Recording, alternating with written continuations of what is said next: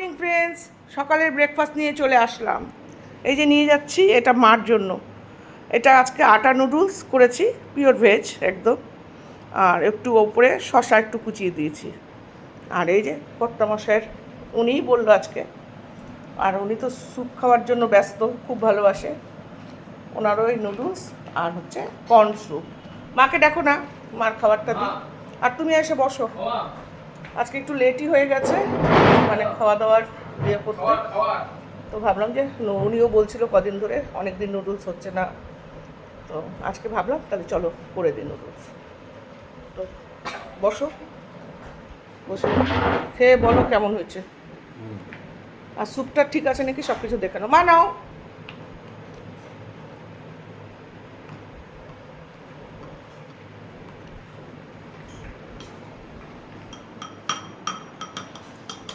মাকে দিয়ে দিলাম, মা এখন বসে খাবে আর উনিও খাচ্ছেন। দেখি একটু রিভিউ কেমন দেয়। ঠিক আছে বাবা। স্যুপটা বলো, আসলে ভালো হয়েছে মানে কি, নিজের পছন্দের জিনিস হলে ভালোই হয়।